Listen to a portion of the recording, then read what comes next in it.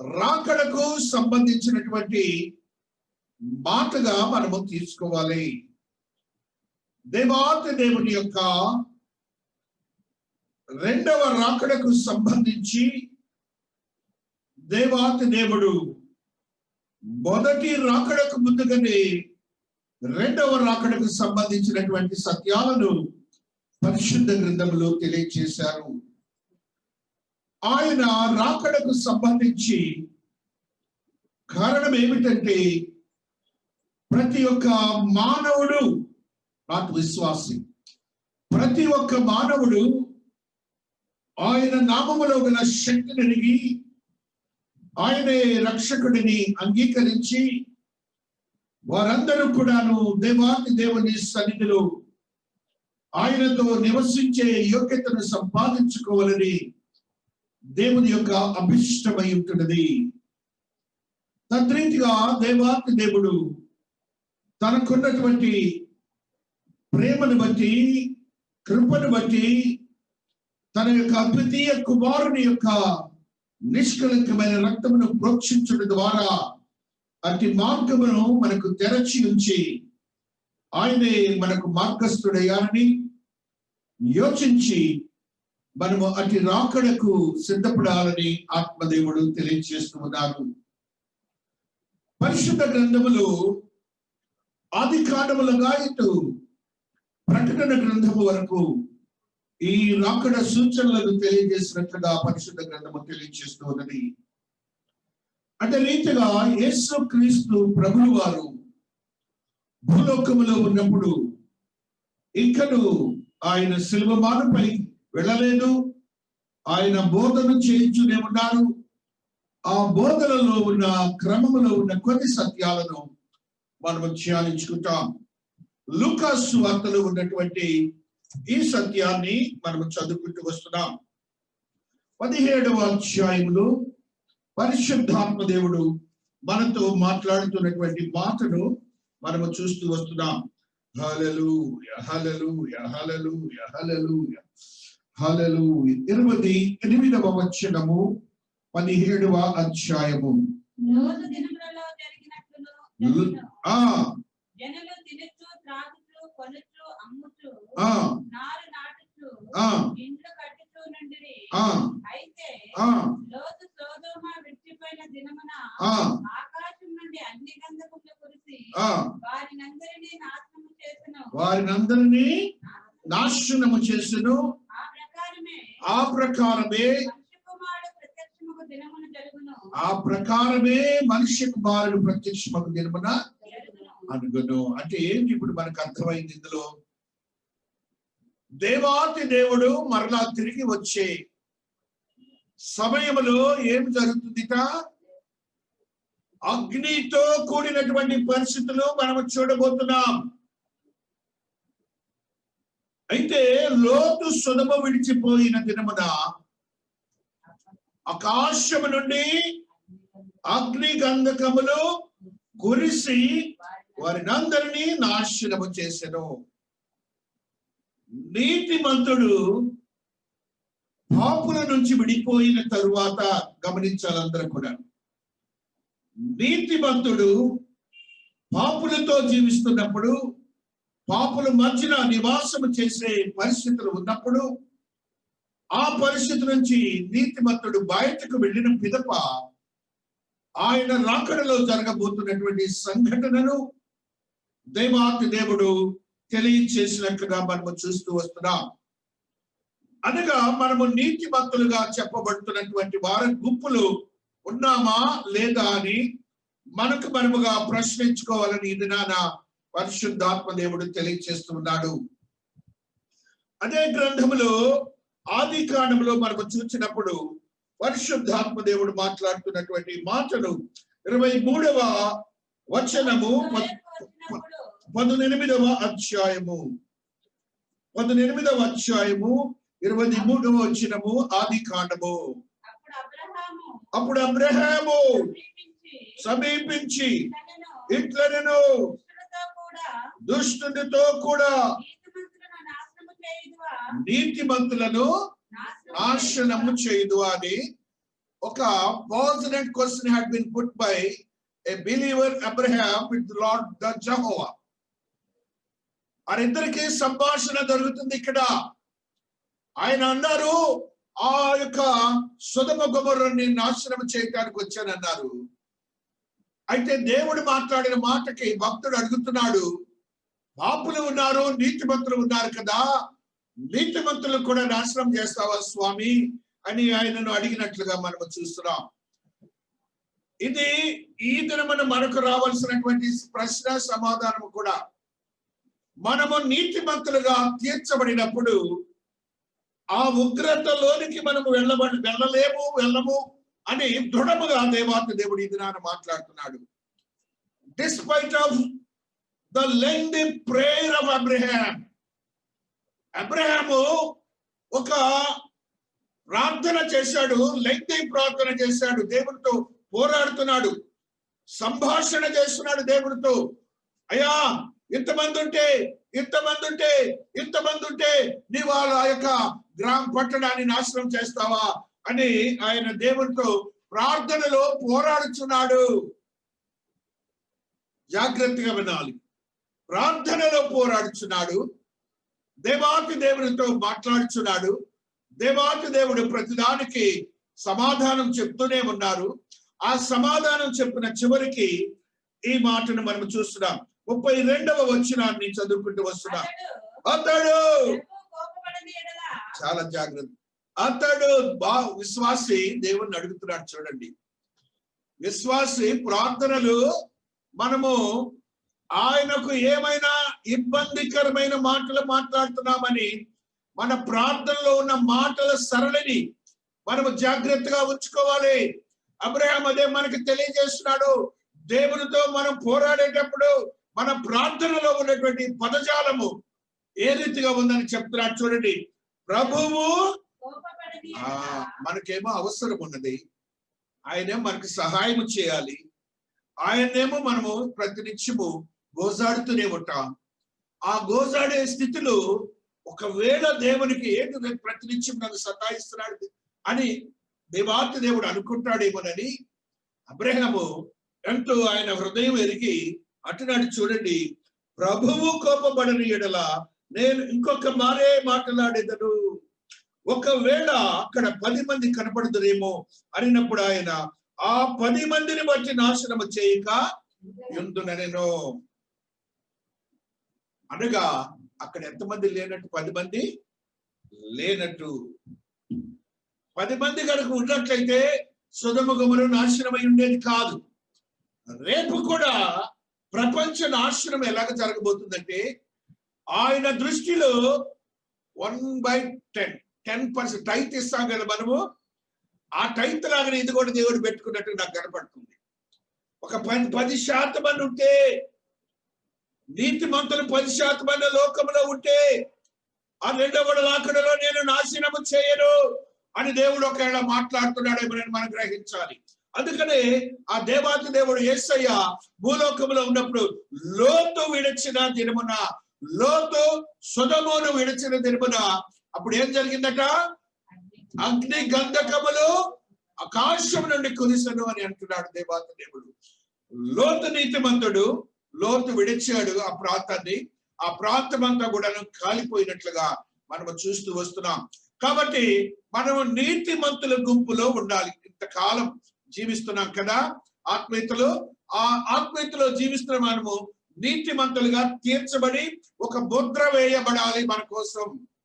ఆ ముద్ర వేయబడాలంటే మనము శ్రమలు, కష్టాలు, ఇబ్బందులు వచ్చినప్పుడు నీ విశ్వాసాన్ని ఏ రీతిగా కాపాడుకుంటూ వస్తున్నావు, ప్రతి దినము నీ విశ్వాసాన్ని ఏ రీతిగా దేవునికి చొప్పిస్తూ దేవుని ఎడల నీ నీతిని కనపరుస్తున్నామని దేవుడి దినాన్ని మనల్ని ప్రశ్నిస్తూ ఉన్నారు. ఆ రీతిగా లోతు విషయంలో మనము ఒక సంఘటన చూసాం. ఆ సంఘటన రేపు జరగబోతుందని ఆలోచించాం. నీతిమంతుడిగా ఉన్నవాడు ఏ రీతిగా ఆశీర్వదించబడతాడో మనం చూసి ఉన్నాం.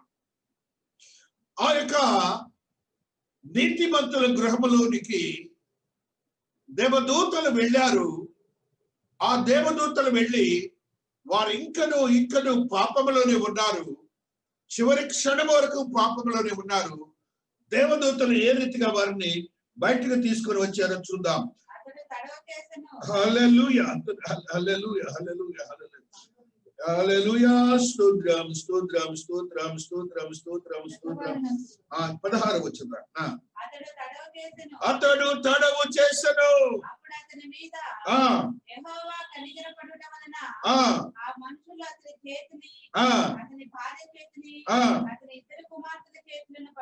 పట్టుకొని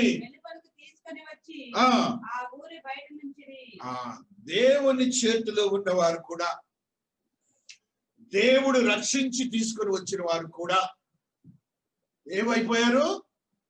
నాశనం అయిపోయారు. మరణించింది ఒక స్త్రీ, 20 బిడ్డలైతే లోకములో చరిత్రహీనులైపోయారు. కారణం ఏంటి? ఇక్కడ ఏం జరిగింది అని అంటే, దేవుని ఎడల నీతిమంతులుగానే తీర్చబడ్డారు.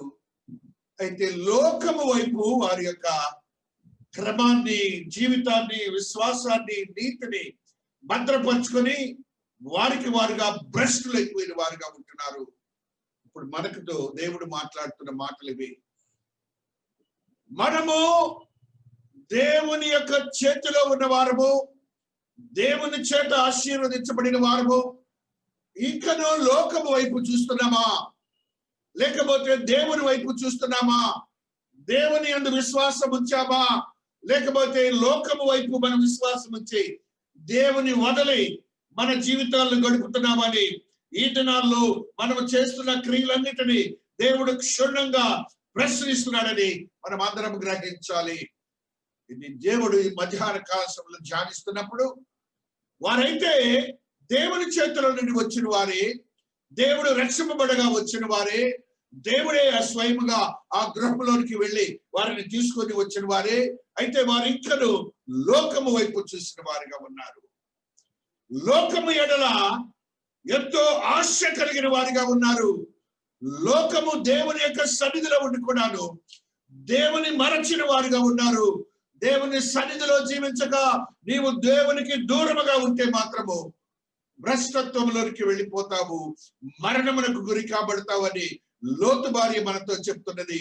అదే రీతిగా ఆమె కుమార్తెలు 20 కూడా భ్రష్టులైపోయినట్లుగా మనము చూస్తూ వస్తున్నాం. కాబట్టి మన జీవితాల్లో ఈ దినాల్లో మనము ఏ రీతిగా దేవుని సన్నిధికి రావాలి, దేవుని సన్నిధిలో జీవించాలి, దేవుని విడువక ఉండాలని ఎన్ని కష్టాలు వచ్చినా, నష్టాలు వచ్చినా కూడాను లోకము వైపు చూసి లోకము మీద మన యొక్క మనస్సులను ఉంచకూడదని, లోకం మీద మన యొక్క భారాన్ని పెట్టకూడదని దేవుడు మనతో ఈ దినాన మాట్లాడుతున్నట్లుగా మనము చూస్తూ వస్తున్నాం. లూకా సువార్తలో ఉన్నటువంటి ఈ సత్యాన్ని మనము చూసాం. ఉగ్రతను గురించి దేవుడు యేసయ్య మాట్లాడిన మాటను అక్కడ చూసాం. అక్కడ ఆది కాండంలో కూడా ఉగ్రతను గురించి మనం చూసినప్పుడు ఎలాంటి ఉగ్రత ఆ యొక్క గ్రామం మీదకి వచ్చిందో ఒకసారి చదువుకుందాం. అలాంటి ఉగ్రత వస్తుందని దేవుడు మనతో తెలియజేసినట్లుగా కూడా మనం చూస్తూ వస్తున్నాం. హల్లెలూయా. 24వ వచనం. అప్పుడు యెహోవా సొదొమ మీదను గొమొర్ర మీదను గంధకమును అగ్నిని ఆకాశము నుండి కురిపించి ఆ పట్టణములను ఆ మైదానమంతటిని వారినందరినీ నేల మొలకలను నాశనము చేసెను. అయితే లోతు భార్య అతని వెనుక నుండి తిరిగి చూచి ఉప్పు స్తంభము దేవునికి ఒకసారి స్తోత్రాలు చెప్పండి. ఇంత సత్యాన్ని మనకు దేవుడు తెలియజేసినందుకు దేవుని స్తోత్రాలు చెప్పండి. ఎందుకంటే ఇది నాకు ఈ మధ్యాహ్న కాల సమయంలో దేవుని ఎడల భయభక్తులు కలవారందరూ కూడాను దేవుని కంటే ఎక్కువగా కరోనాకు భయపడి ఇళ్లలో కూర్చోటం ఈ వాక్యాన్ని నాకు గుర్తు చేశాను. దేవుని మీద ఆధారపడి దేవుడే తీసుకువెళ్తుంటే ఇంకా నువ్వు వెనక్కి తిరిగితే ఎలాగూ? అక్కడేదో ప్రాణం ఉండటం, అక్కడే ఆశ కలిగి నువ్వు ఉంటే చూస్తే ఎలాగూ? దేవుడే నీ కోసం వస్తే దేవుని సన్నిధిలో నువ్వు ఉండక నువ్వు వేరే సన్నిధిని దేవుడిగా ఉన్నాడని నువ్వు ఆశ ఊహిస్తే ఎలాగూ? ప్రార్థన చేశాడు అబ్రహాం భక్తుడు, అయినా కూడా మరణించారు. అబ్రహాం భక్తుడు ప్రార్థన చేసి పోరాడాడు, అయినా కూడాను లోతు భార్య మరణించింది. ప్రార్థనకి సమాధానం ఇవ్వచ్చు కదా. లోకం వైపు చూస్తే యాజకుడు ప్రార్థన చేసినా కూడా ఏమి నెరవేరదని గుర్తించాలి. నీలో విశ్వాసం ఎలాగుంది, నీలో ఆత్మీయత ఎలాగుంది, అది కావాలి వాళ్ళ దేవుడికి. ఆ రీతిగా లోతు భార్య వలె నీవు ఉంటున్నావా, లేకపోతే లోతు కుమార్తెల వలె నువ్వు లోకం వైపు చూసి భ్రష్టత్వంలోకి వెళ్తున్నావు? ఒకసారి గుర్తుంచుకోమని పరిశుద్ధాత్మ దేవుడు ఈ దినాన మనతో మాట్లాడుతున్న స్థితిని మనము ధ్యానాంశంలోకి తీసుకొని మన జీవితాలను భద్రపరచుకోవాలని ఆత్మదేవుడు ఈ దినాన మనతో మాట్లాడుతూ వస్తున్నాడు.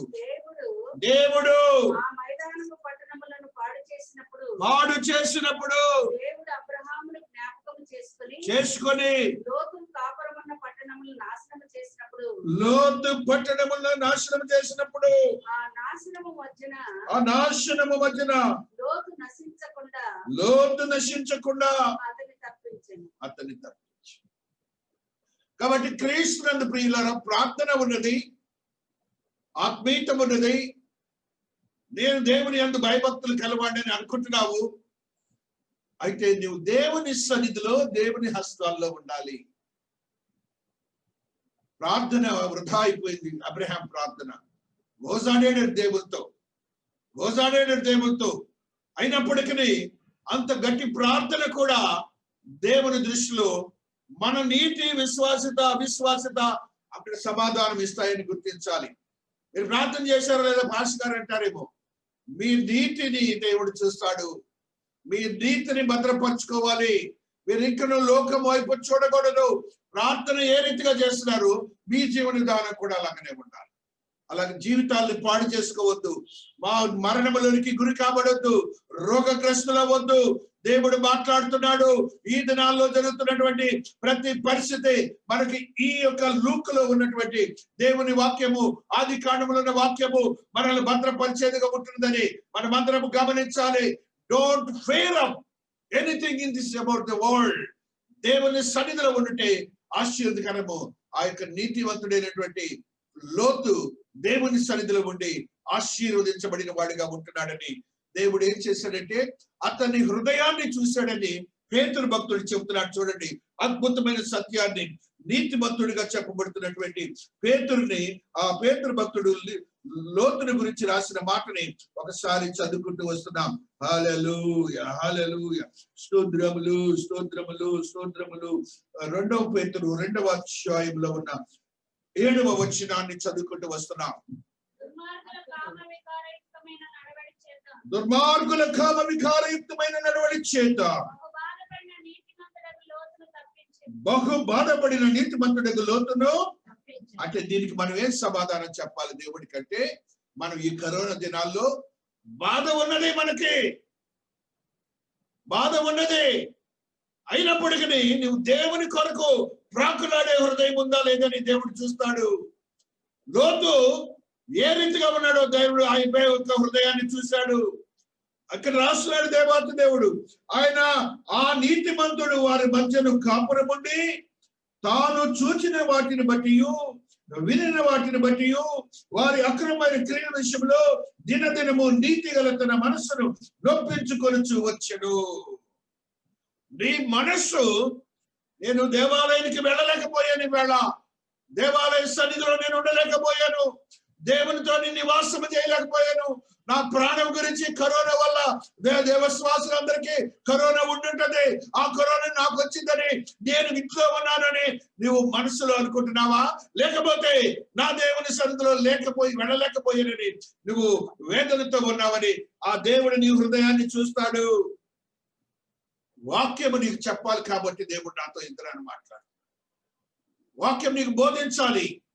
నువ్వు ఒకవేళ నీ మనస్సును నొప్పించుకుంటే ఈ పరిస్థితులు ఏంటి ఇలాగ ఉన్నాయి, I'm not able to go to my God's place అని నువ్వు అనుకోకపోతే, నొప్పించుకుంటే ఏంటి గవర్నమెంట్ నాకు పర్మిషన్ ఇవ్వలేదు అలాగే నువ్వు ఒప్పించుకు ప్రార్థన చేస్తే, దేవాతి దేవుడు నీకు అనుమతి ఇచ్చినప్పుడు కూడా నువ్వు ఇంకా భయపడి దేవుని సన్నిధిలోకి రావడానికి వీలు లేని పరిస్థితుల్లో ఉంటే లోతు గురించి దేవుడు మనల్ని ఇది నాన్న చెప్తూ లోతు భార్యను ఉదాహరణగా మన ముందుంచాడు. అక్కడ చెప్తున్నాడు చూడండి, తన మనస్సును నొప్పుకొనిచి వచ్చెను, భక్తులను జాగ్రత్త. మన భక్తులు అయితే నీ శోధన ఏదైతే ఉందో, కరోనా చచ్చిపోతాను అనుకుంటావే, తప్పించుటకు నా దేవుడికి శక్తి ఉన్నది. చదవండి నెక్స్ట్ వచనము. మలినమైన దురాశ కలిగి అది శరీరానుసారముగా నడుచుకోకండి. ప్రభుత్వమును నిరాకరించుచు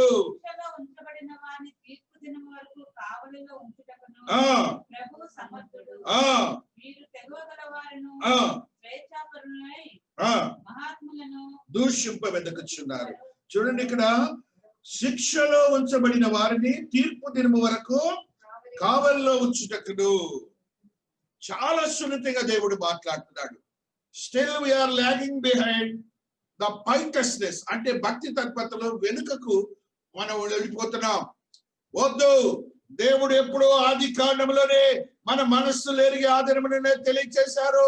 తెలియజేయటం మాత్రమే కాకుండా ఆయన లూకాసు వార్తలో ఆయన భూమి మీదకు వచ్చినప్పుడు కూడా అదే సంఘటనను మనకు తెలియజేసి, మీరు నీతిమంతులుగా తీర్చబడి తద్రీతిగా జీవించండి, ఆ రాకడ కొరకు ఎదురు చూడండి అని దేవాతి దేవుడు తెలియజేసిన మాటలను మనము గుర్తించుకొని మన జీవితాలను గడపాలి.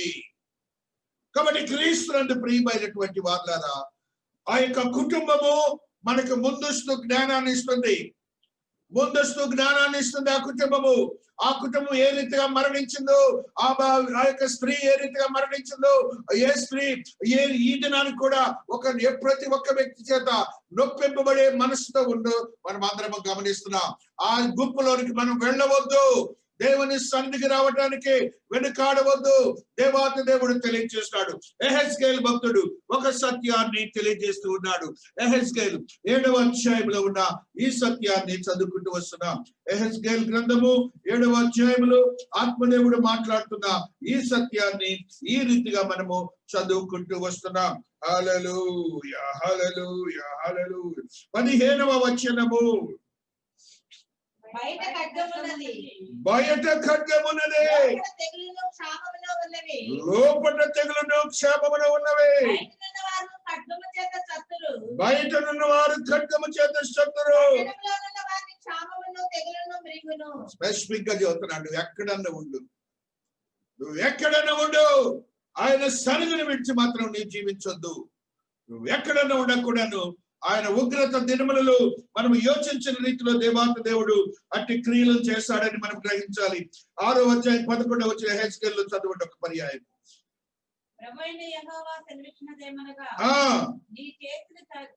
చరిచి నేల తన్ని హేయ కృత్యములను బట్టి అయ్యో అని అంగలార్చును. ఖడ్గము చేతను, క్షామము చేతను, తెగులు చేతను వారు కూలుదురు. ఎందుకంటే వారు అలాగ కూలే చెప్పండి. 13వ వచనం చదవండి. తమ విగ్రహముల మధ్యను బలిపీఠముల చుట్టూ ఎత్తైన కొండలన్నిటి మీదను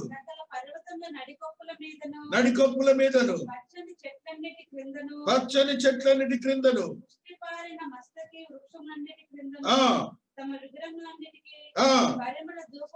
పరిమళ ధూపం వేసిన అన్నిటిలోను పడి వారి జనులు హతలైండు కాలమున నేనే యెహోవానై ఉన్నానని మీరు తెలుసుకొందురు.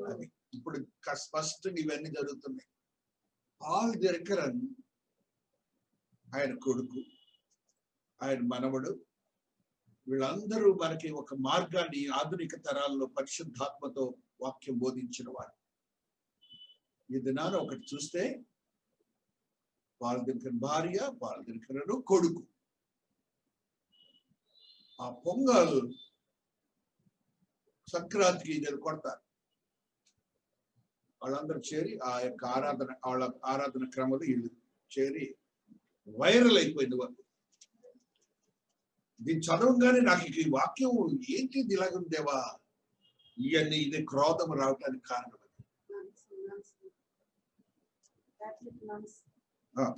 కథోలిక్ నన్స్ 2.5 hours 30 nuns ముగ్గేసుకొని ఆ ముగ్గులో అదే సంగతి పెట్టుకొని చుట్టూ డాన్సులు వేస్తారు. ఎలాగో తయారైందంటే దేవుడు రాకడ ఎంతో సమీపం ఉంది అనిపిస్తుంది నాకైతే దేవుని రాకడ ఎంతో సమీపమై ఉంటుంది.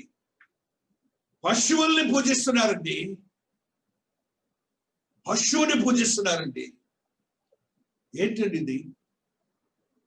దేవుడు చెప్తున్న సృష్టమును ఇదే చెప్తున్నాడు ఆయన. తెగులు చేత చత్తురు, ఖడ్గము చేత కూలుదురు. ఆయన డెసిషన్ ఎప్పుడు మానదు. ఆయన సత్యవంతుడు, ఆయన ఎవరిని వదలడు. దీంట్లో ఏమి ఎక్స్క్యూజెస్ లేవు. వాళ్ళ నాన్నగారు ఏదో చేశాడు, అబ్రహాం ప్రార్థన చేసి ఆగింది అక్కడ? ఆగలేదు. అబ్రహాం ప్రార్థన చేసి లోతు బాగా చావకుండా, బిడ్డలు పాడవకుండా ఉన్నారా? పాడైపోయారు. తండ్రి దినకరని ప్రార్థనలు చేసి ఉండొచ్చేమో, కానీ వాడు వేళ చేసిన ఈ క్రియకు క్రైస్తవ్యం అంతా కూడాను దుఃఖాక్రాంతులు అవుతున్నారు. అంతే, దుఃఖాక్రాంతులు. ఆయన చివరి వరకు, తుది వరకు ఆయన scale 5 manager, state bank of India. అంటే పెద్ద సీనియర్ క్యాష్ పోస్ట్ ఆఫీసర్ అతను. అంటే థౌజండ్స్ ఆఫ్ రూపీస్ ఆయనకి శాలరీస్. స్కేల్ 5 అంటే రీజనల్ ఆఫీస్ లెవెల్. ఆ ప్లేస్ లో వదిలిపెట్టి దేవుని సేవ చేసి ఒక ముద్ర వేసి సౌత్ ఇండియాలో అంత చేస్తే తీసుకొని వచ్చి దేవుణ్ణి భ్రష్టు పట్టించారు. అటు రోమన్ క్యాథలిక్ వాడు, ఇటు జగన్, వీళ్ళందరూ కూడా నాశనం చేశారు. వెళ్ళి దేవుని యొక్క వాక్యంలో ఆయన సత్యాలు ఎరిగి ఆయన యొక్క మేళ్లను పొంది, వీళ్ళందరూ ఆయన యొక్క మేళ్లను పొంది దేవుని భ్రష్టత్వంలోనికి తీసుకొని వెళ్ళారు. అందుకనే ఈ ఎహెజ్కేల్ 7th లో చెప్తాడు, చూడండి ఆయన చెప్తున్న మాటలు. 26వ వచనాన్ని చదువుకుంటున్నాం. కలుగుచున్నది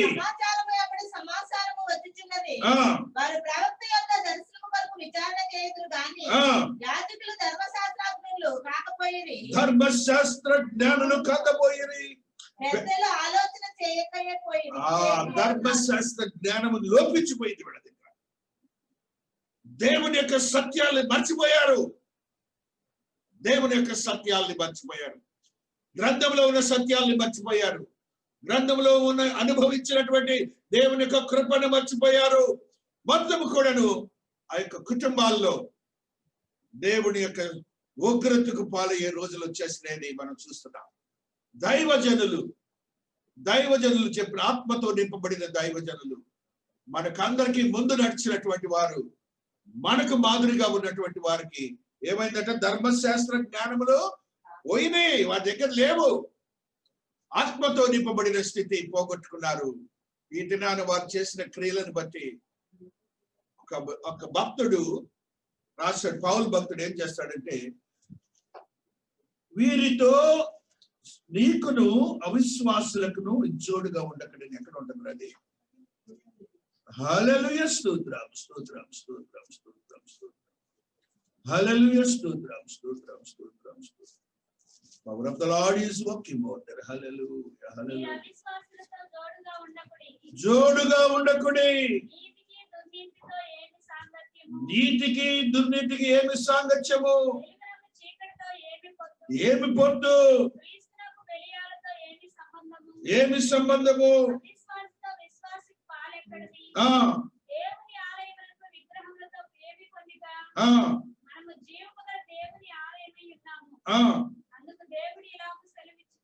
అక్కడ కాపురంగా ఇవన్నీ వాళ్ళు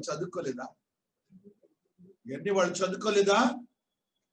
భయంకరమైనటువంటి స్థితి. ఫ్యామిలీస్ అండి వాళ్ళందరూ. I do have that tipping. భయంకరమైన పరిస్థితులు. మొన్నటిది వాళ్ళు కెథోలిక్స్. అది ఎక్కడ? మళ్ళీ చర్చిలోని పెద్ద బిల్డింగ్స్ కదా, వాళ్ళ ఓల్డ్ బిల్డింగ్స్. దాంట్లోనే they just doing all these things.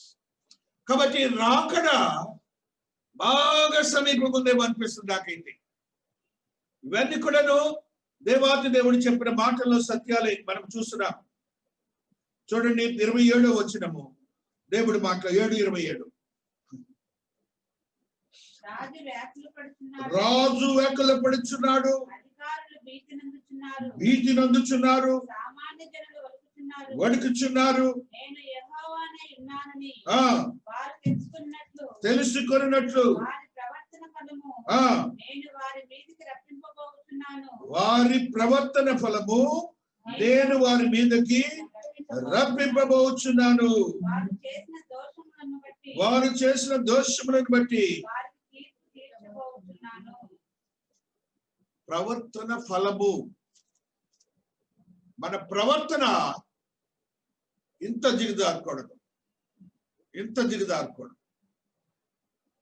కారణం ఏంటంటే దేవుని శక్తిని ఎరుగుండి, దేవుని వాక్యం ఎరుగుండి నీవు ఆ విధంగా బయటకు వెళ్ళిపోతే ఎలా? ఆ విధంగా నువ్వు బయటకు వెళ్ళిపోతే ఎలా? మనందరికి మనకు తెలిసిన ఒక వ్యక్తి తెలుసు, పాల్ గురించి మనం ఎప్పుడు చెప్పుకుంటానే ఉంటాం. ఒకప్పుడు అతను ప్రార్థన చేస్తే అగ్ని కాలిపోయేది, ప్రార్థన కానీ వాక్యం కానీ.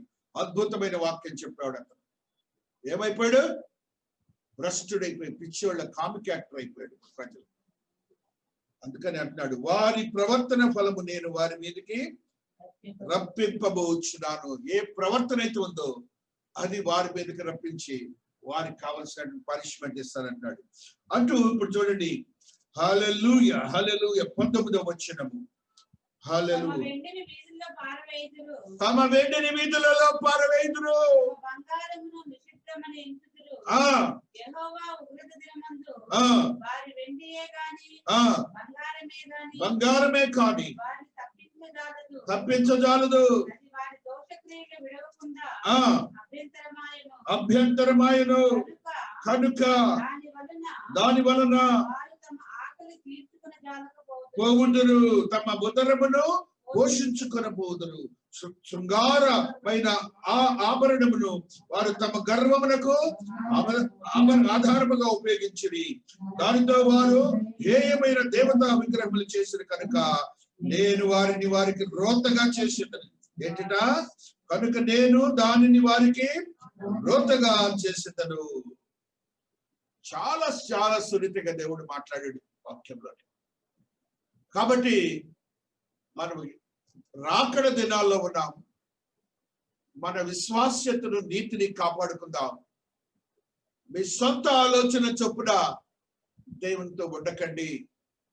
త్వరలోనే మనం చూడబోతున్నాం దేవుని ఉగ్రతను ఇలాంటి వ్యక్తులపై. ఆయన ఊరుకోడు. నీ హృదయమును అక్కడ లోతు గురించి చెప్తున్నాడు. లోతు హృదయమును నొప్పించుకొనెను అనే మాట అక్కడ ఉంది.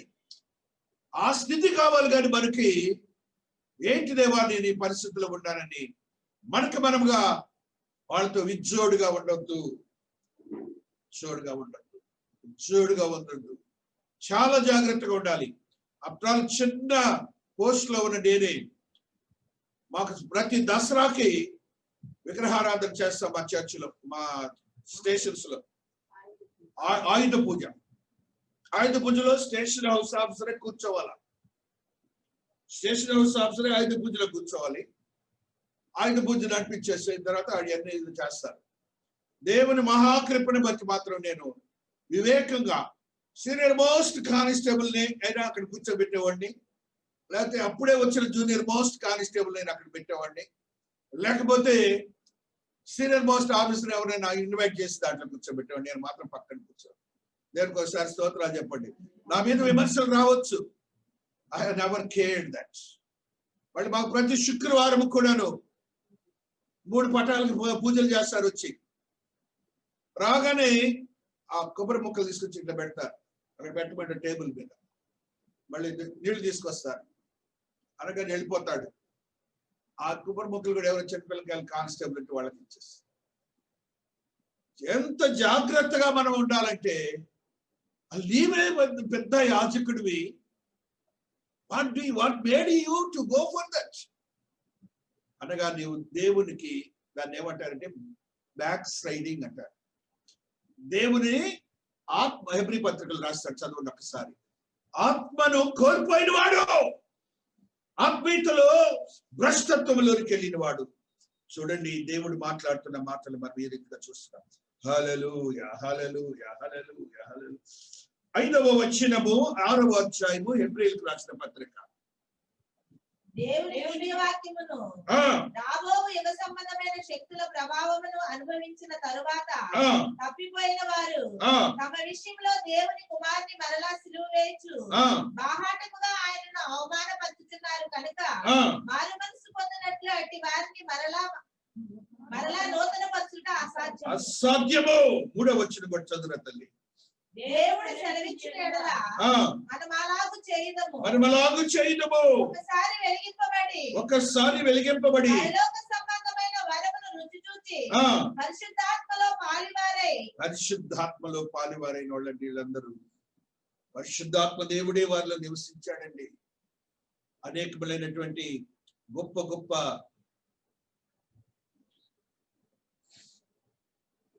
స్వస్థతలు, అద్భుతమైన కార్యములు ఆ ప్రదేశాల్లో వారి ద్వారా జరిగినాయండి. మొత్తం కూడా శూన్యమైపోయింది. అందుకనే విశ్వాసిని మ్యారేజ్ చేసుకోవాలి. నాకు డౌట్ వచ్చింది అనమాట ఉదయం. ఆ పిల్లకాయకి మనవడికి అవిశ్వాస కుటుంబంలోంచి తెచ్చుంటారు. ఆ కుర్రాడు ఇక ఇంటి మార్పులకి వెళ్ళి వీళ్ళందరూ ఆ ఇంట్లోకి వెళ్ళి అక్కడ అయ్యాన్ని చేస్తారు. జాగ్రత్తగా ఉండండి వివాహాలు చేసుకునేటప్పుడు కూడా. ఏమో మరి అదేం తెలియదు. The thing, because of that boy, complete their believership had been gone to dogs. వేదనతో కూడిన స్థితి. అది రాకడకు ఇవన్నీ కూడాను రాకడకు సూచనలు. ఈయన ఎక్కడికి వచ్చినాడు? లోతు గవిని బాగా కూర్చొని ఎదురు చూస్తున్నాడు, బాధపడుతున్నాడు. ఏం ఉపయోగం ఉంది? మనస్సు నొచ్చుకుంటున్నాడు. పరిస్థితులు వెళ్ళలేడు ఆ ఇంట్లోకి. ఆ ఇంట్లో ఉన్న పరిస్థితులన్నీ దేవునికి విరుద్ధమైనవి.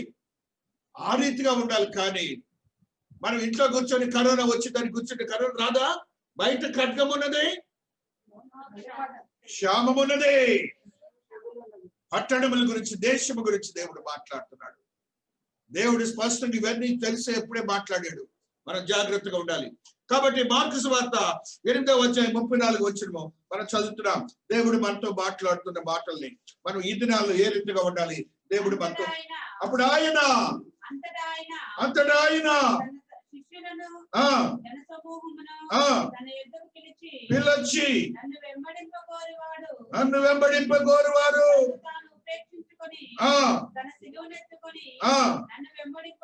నన్ను ఉపేక్షించుకొని తను తాను ఉపేక్షించుకొని సెల్ఫ్ డినైల్. అంటే నేను శూన్యము, నేను ఏమి లేను, నేను కాదు నేను జీవించాలి, నా దేవుడే నన్ను జీవింపజేస్తున్నాడు, నాలో ఏమీ లేదు, నాకు శక్తి లేదు అని ఉపేక్షించుకోవాలి. సెల్ఫ్ డినైల్ లేకుండా నీ విశ్వాస జీవితం సాగదు. నీకు ఎన్ని ప్రార్థన చేసిన యాజకుడు చాలవు. అబ్రహామే మన గుర్తు. అబ్రహాం అంత ప్రార్థనా పరుడు ఎవరనున్నారా? ఆయన ప్రార్థనకే సమాధానం పోయింది. ఆయన చేశాడు, కానీ మనం పోగొట్టుకుంటున్నారు. మీరు పోగొట్టుకోకండి. దేవుడు రక్షిస్తాడు. యాజకుని ప్రార్థన విని నీవు మరలా తిరిగి వెనక్కిపోతే దేవుడు మనల్ని ఆశీర్వదించాడు. ఆ నెక్స్ట్ వచనం కూడా చదువురా. తన కోరువాడు దానిని పోగొట్టుకొనును.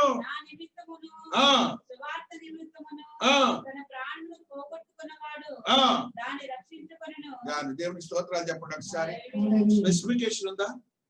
ఇప్పుడు చర్చికి వచ్చాము, ఆయన నిమిత్తం వచ్చింది, ఆయన సన్నిధికే వచ్చింది. నా నిమిత్తమును, నా సువార్త నిమిత్తమును ఏమవుతుందట? దేవుని స్తోత్రాలు చెప్పండి. స్పెసిఫికేషన్. ఆయన ఎప్పుడు అన్యాయస్తుడు కాదు. దేవుడు అన్యాయస్తుడు కాదు. అంతే. ఆయన గ్రేట్ గాడ్. ఆయన అంతే. అంత దేవుని మనం కలిగి ఉన్నాం. మరలా నెక్స్ట్ వచ్చిన ఇంకోటి చదువు. లూక్ 9:62. హల్లెలూయా. స్తోత్రం స్తోత్రం స్తోత్రం. లూకా సువార్త 9:62. యేసు నాగటి మీద చెయ్యి పెట్టి వెనుక తట్టు చూచి వాడెవరును దేవుని రాజ్యమునకు పాత్రుడు కాడని వారితో. ఇంకెంతకంటే ఏమని చెప్తాడు దేవుడు? మనం నాగటి మీద చెయ్యి పెట్టామంటే విశ్వాసము అనే ఈ యొక్క పొలములోనికి మనం ప్రవేశించాం. ఈ విశ్వాసం అనే పొలములో మనము నీతి అనే హస్తాన్ని నాగటి మీద పెట్టాం. పొలం అంతా దున్నే వరకు కూడా మనం ఆ నాగలని గాని చెయ్యిని గాని నువ్వు గాని ఆ యొక్క పొలంలో నుంచి బయటకు రాకూడదు. నీ సొంత ఆలోచనలు పనికిరావు, నువ్వు పంట పండించలేవు అని దేవుడే చెప్తున్నాడు. ఏమంటున్నాడు రా? మళ్ళీ ఒకసారి ఆ మాట చదువురా తల్లి. ఎవరన్నారు ఆ మాట? ఆ మాట చెప్పురా తల్లి. యేసు ప్రభులు వారు, యేసు ప్రభులు వారు ఏమంటున్నారు? నాగటి మీద చెయ్యి పెట్టి వెనుక తట్టు చూచి వాడెవడును. మీరు ఎప్పుడైనా చూసారు లేదో కానీ నాగలతో దున్నేటప్పుడు పొలం ఇప్పుడు లేవు కానీ I could see that one. ఎలాగ దున్నుతారంటే వెనుకకి తిరగరు అనే మాట. వెనుకకి ఎందుకు తిరగడంటే సాలు కరెక్ట్ గా రావాలి. అక్కడ 2 పశువుల్ని జాగ్రత్తగా పెట్టాలి. అక్కడ ఆ పశువుల్ని దారిలో పెట్టడానికి వీలైనటువంటి వాటికి ఉండే మాడ్యులేషన్స్ ఉంటాయి. ఒక్కో దానికి వెనక గుచ్చుతారు, ఒక్కో దానికి పక్కన గుచ్చుతారు, ఒక దానికి తోకని వచ్చుతారు. అవన్నీ చూసుకుంటా పంపాల. అది అతి జ్ఞానంతో కలిగి నువ్వు పొలవంతా దున్ని నువ్వు రేపు అక్కడికి వెళ్ళాలి. కానీ మధ్యలో ఆపేసుకుంటే ఎలాగో దేవుడు స్పష్టంగా చెబుతున్నాడు. మనం ఆ రీతిగా ఉండటానికి మనం ప్రయత్నం చేద్దాం. దేవుని ఇష్టపూర్వకంగా నిలకడగా ఇష్టపూర్వకంగా ఉండాలి. యోహాను సువార్త 7వ అధ్యాయం 17వ వచనాన్ని చదువుకుంటూ వస్తున్నాం. యోహాను 7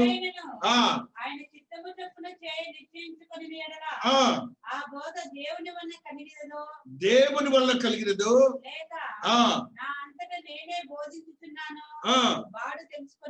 వారు అనగా నీవు ఎప్పుడైతే ఆ రీతిగా ఉంటావో దేవుని బోధ తెలిస్తే, దేవుని బోధలో సత్యం ఎరిగితే నువ్వు దాంట్లోంచి బయటకు రాలేవు.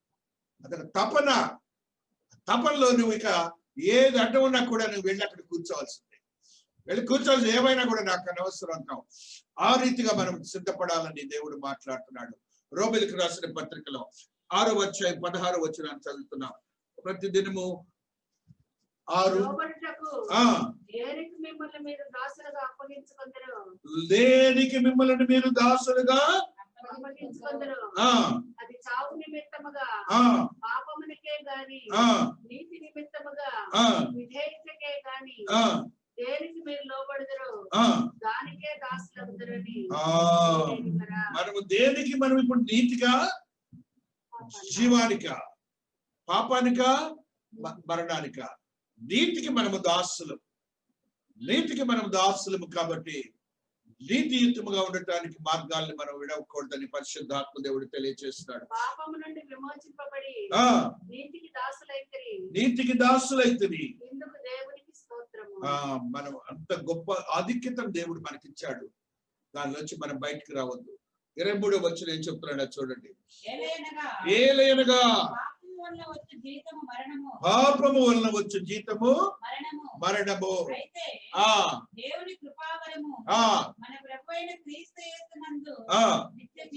నిత్య అక్కడికి వెళ్ళాలి కానీ మనం నిత్య జీవమునకు ఎక్కడికో పోయి మనకున్నటువంటి విశ్వాస్యతను, నీతిని, ఆత్మీయతను పాపానికి బలి చేస్తే ఎలాగండి?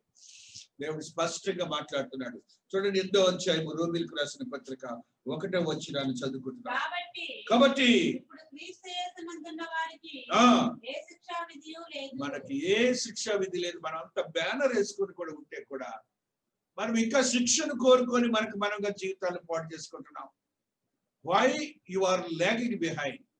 ఎందుకు ఇంకా నువ్వు విశ్వాసత గురించి వెనకాడుతున్నావని దేవుడు మాట్లాడుతున్నాడు.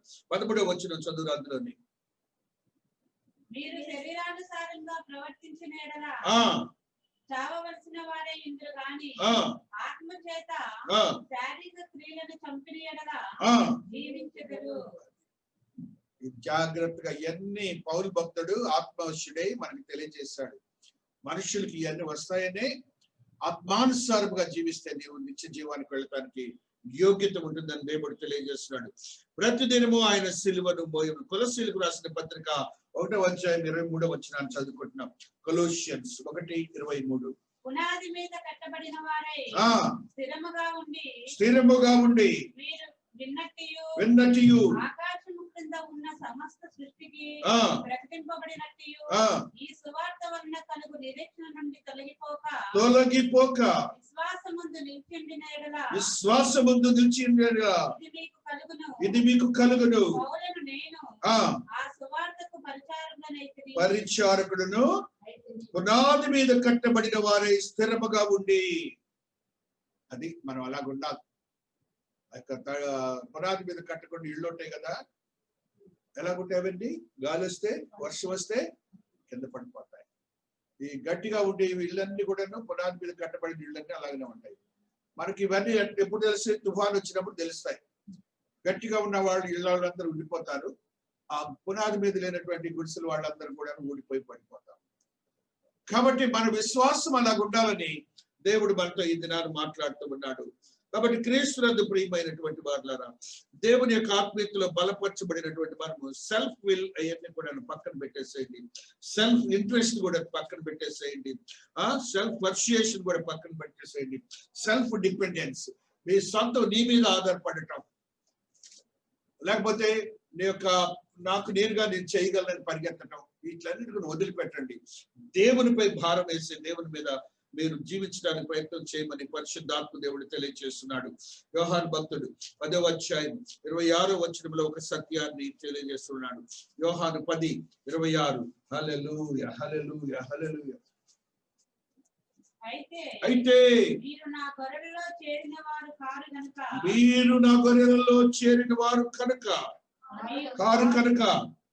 నమ్మరు.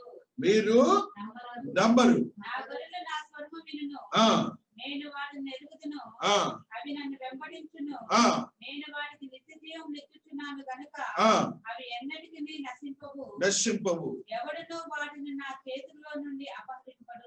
ఇప్పుడు ఏమో మన దేవుని దృష్టిలో ఎలాగంటే ఆయన గొర్రెల్లో చేరని వారి కింద వస్తాం. అలాంటి బ్యాచ్ అంతా కూడా ఆయనే అంటున్నాడు స్పష్టంగా, చేరిన వారు చేరని వారు అని. ఆయన మాట వింటున్న వారందరూ ఆయన గొర్రెలు అన్నమాట.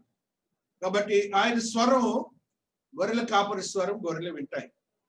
అనేక గుంపులు వెళ్ళినా కూడాను, అనేక మంది గొర్రెల కాపర్లు ఉన్నా కూడాను, ఆ గొర్రెల కాపర్లు వారి యొక్క స్వరాన్ని బట్టి కూడా, విజిల్ని బట్టి ఆ గొర్రెలన్నీ కూడా పక్కకు వచ్చేస్తాయి. మామూలు లోకరీతిగానే. దాన్ని ఉదాహరణగా దేవుడు మనకు చూపిస్తున్నాడు. దేవుడు మనకు చెప్తున్నాడు, నా మాట వినేవారు నాతోనే ఉంటారు, నా కొరకే పనిచేస్తారు, దాని ఆత్మీయతలోని బలపరచబడతారు, నా సన్నిధిని కోరుకుంటారని దేవుడు ఈ దినాన మనతో మాట్లాడుతున్న సత్యాలను మనం గ్రహించాలి. యాకోబు భక్తుడు 1:22 వచనాన్ని కూడా చదువుకుంటున్నాం. యాకోబు 1:22. హల్లెలూయా, స్తోత్రం, స్తోత్రం, స్తోత్రం, స్తోత్రం. మీరు వినువారు మాత్రమై ఉండి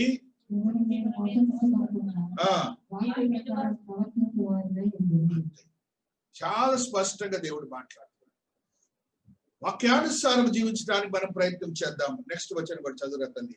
ఎవడైనా వాక్యమును వినువాడై ఉండి దాని ప్రకారం ప్రవర్తింపని వాడైతే వాడు అద్దంలో తన సహజ ముఖమును చూచుకొని మనుషుని పోలి ఉన్నాడు. దానికి కూడా ఒక ఉదాహరణ చెప్తున్నాడు. నీ యొక్క స్టేటస్ ఏంటో కూడా దేవుడు నీవు రోజు చూసుకునేటటువంటి ఆ పరిస్థితిని మనకుగా గుర్తు చేస్తున్నాడు. 27వ వచనం కూడా చదువుకుంటూ వస్తున్నాడు. 26. ఎవడైనను నోటికి కళ్ళెము పెట్టుకొనక తన హృదయమును మోసపరుచుకొనుచు భక్తి గలవాడనని అనుకుని ఎడల వాని భక్తి వ్యర్థమే. అంతే. భక్తి తత్పరతలోనే ఆ పేతురు భక్తుడు తెలియజేస్తాడు లోతు విషయంలో. భక్తిహీనులు మధ్య భక్తి గలవాడు లోతు. ఆయన నొప్పించుకున్నాడు. వారికి తీర్పు ఉన్నది భక్తిహీనులకని వాక్యంలో పేతురు భక్తుడు తెలియజేస్తాడు. కానీ మన భక్తి తత్పరతను దేవునికి వ్యక్తపరిచేటట్టుగా ఉండాలి. ఊరినే ఆ హిపోక్రసీ, పైకి కనపడటం. దేవునికి తెలుసు కదా మనం ఎలాంటి వాళ్ళము. ఆయన నిజమైన దేవుడని మనమే చెబుతాం, చూచుచున్న దేవుడని మనమే చెబుతాం, జీవం గల దేవుడని మనమే చెబుతాం. మనం చెప్తున్న వాళ్ళకి మనం ఆయన యొక్క స్థితి తెలుసుని కూడా మనం ఆయన ముందు నటించే వారిగా ఉండకూడదని పరిశుద్ధాత్మ దేవుడు మనతో ఈ దినాన మాట్లాడుతున్న స్థితిని మనం చూస్తూ వస్తున్నాం. లోబడిన స్థితి దేవునికి ఇష్టం ఉండదు. దేవునికి లోబడాలి. జెఫన్యా 3:2 ఒక మాటను తెలియజేస్తున్నాడు. జెఫన్యా గ్రంథము 3:2 ఆత్మదేవుడు మాట్లాడుతున్న మాటని ఏ రీతిగా చూస్తున్నాం. హల్లెలూయా, హల్లెలూయా. 3:2 స్తోత్రం స్తోత్రం స్తోత్రం స్తోత్రం. దేవుని మాట ఆలకించదు, శిక్షకు లోబడదు, శిక్షకు లోబడదు, యెహోవా యందు విశ్వాసం ఉంచదు, దాని దేవుని యొద్దకు రాదు. దాని మధ్య వారి అధిపతులు గర్జన చేయ సింహములు, వారి న్యాయాధిపతులు రాత్రి అందు తిరుగులాడచ్చు, తెల్లవారు వరకు ఎరలో ఏమీ మిగలకుండా భక్షించు తోడేళ్ళు, దాని ప్రవక్తలు గప్పాలు కొట్టువారు, విశ్వాసఘాతకులు, దాని యాజకులు ధర్మశాస్త్రమును నిరాకరించి ప్రతిష్ఠిత వస్తువులను అపవిత్రపరచును. అయితే న్యాయము తీర్పు యెహోవా వారి మధ్యలో ఉన్నాడు. ఆయన అక్రమము చేయువాడు కాడు, అనుదినము తప్పకుండా ఆయన న్యాయ విధులను బయలుపరచును. ఆయనకు రహస్యమైనదేదియూ లేదు. ఆయనను నీతిమంతులు దేవుడు స్పష్టంగా మాట్లాడుతున్నాడు. మన మధ్యం దేవుడు ఉన్నాడు అంతే, ఆయన చూసుకుంటాడు. కాబట్టి మనం మాత్రం చాలా జాగ్రత్తగా ఉండాలి. మనం ఈ దినాల్లో జరుగుతున్న ప్రతి పరిస్థితి ఆ యొక్క పట్టణాన్ని గురించి దేవుడు మాట్లాడుతున్నాడు. అది దేవుని మాట ఆలకించదు, శిక్షకు లోబడదు. ఆ పైన వచ్చిన చూసినప్పుడు ముష్కరమైనది, భ్రష్టమైనది, అన్యాయం చేతులు పట్టడం మనకు శ్రమ. ఇప్పుడు జరుగుతున్నది అదే. ఇప్పుడు అన్యాయం జరుగుతోంది, కానీ దాని శ్రమలు వస్తాయని చెప్పి దేవుడు ముందుగానే మనకు తెలియజేస్తున్నాడు. ఆ రీతిగా మనం ఆలోచిస్తున్నప్పుడు లోకములో మనకు ఉన్నటువంటి ప్రతి పరిస్థితిని మనం గమనించుకొని జాగ్రత్తగా ఉండాలని ఆత్మదేవుడు మాట్లాడుతున్నాడు. మత్తయి సువార్త 19వ అధ్యాయము 21వ వచనాన్ని చదువుకుంటూ వస్తున్నాం. మత్తయి 19:21. అందుకు యేసు నీవు పరిపూర్ణమగుటకు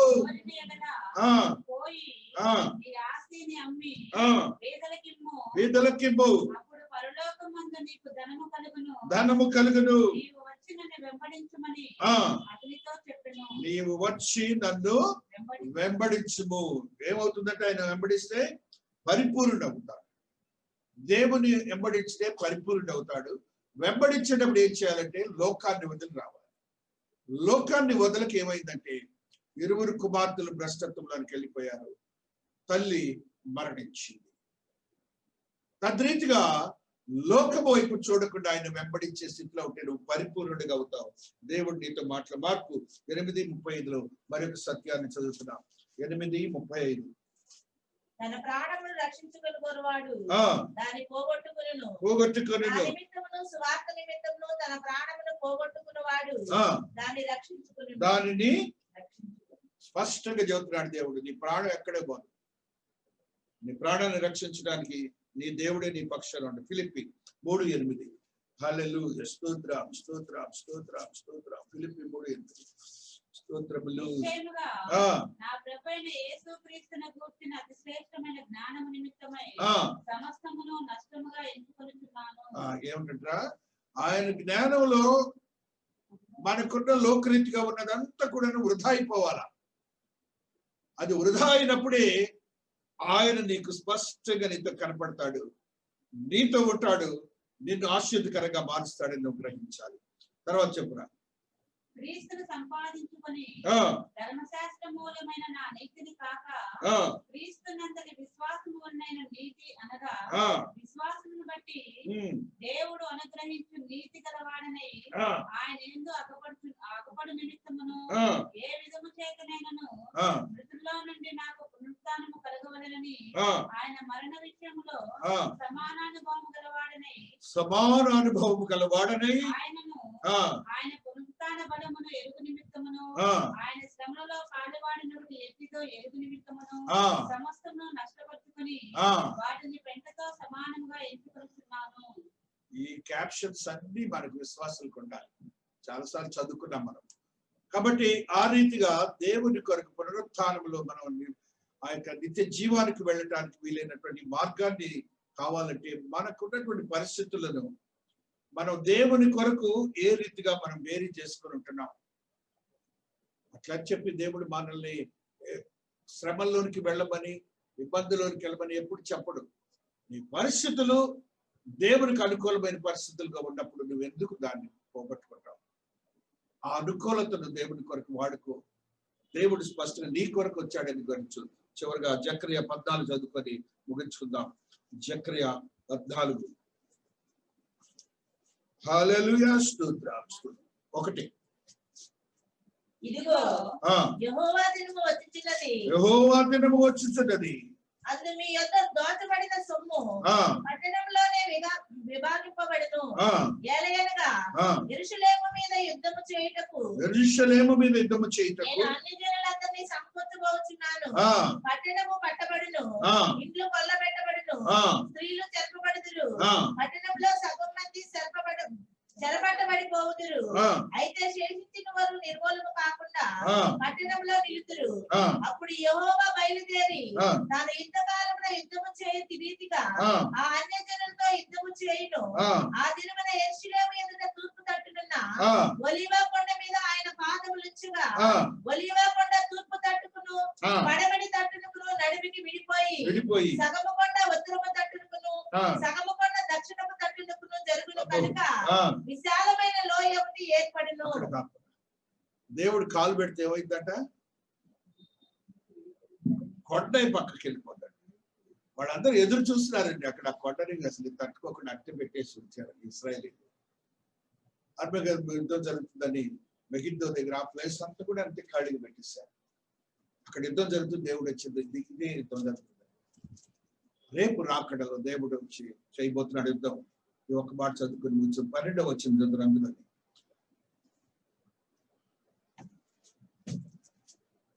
మరియు యెహోవా తెగుళ్ళు పుట్టించి యుద్ధము చేసిన జనులందరినీ ఇలాగున మొత్తును. వారు నిలిచి ఉన్న పాటలనే దేహములు కుళ్ళిపోవును. వారి కన్నులు కనుతోరలలో ఉండియే కుళ్ళిపోవును. వారి నాలుకలు నోళ్ళలో ఉండియే కుళ్ళిపోవును. మరియు యెహోవా తెగుళ్ళు పుట్టించి యెరూషలేము మీద యుద్ధము చేసిన జనులందరినీ ఇలాగున మొత్తును. వారు నిలిచి ఉన్న పాటనే వారి దేహములు కుళ్ళిపోవును. వారి కను తొరలలో ఉండియే కుళ్ళిపోవును. వారి నాలుకలు నోడలో ఉండియే. నీవు నీతిమంతుడిగా ఉంటే, నీ మీద ధ్వజవెత్తిన వారు ఎవరున్నా కూడా ఇవాళ జరుగుతున్న పరిస్థితులు అవే. నీకు ఏ మాత్రం హాని చేయ, ఆయనే జడ్జిమెంట్ తీసుకుంటాడు.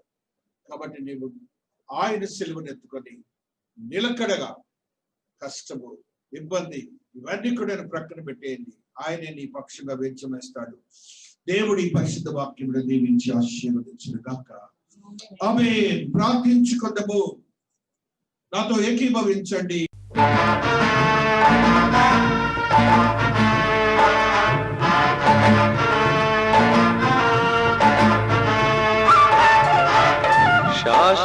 శాశ్వతమైనది నీవు నా ఎడ చూపినా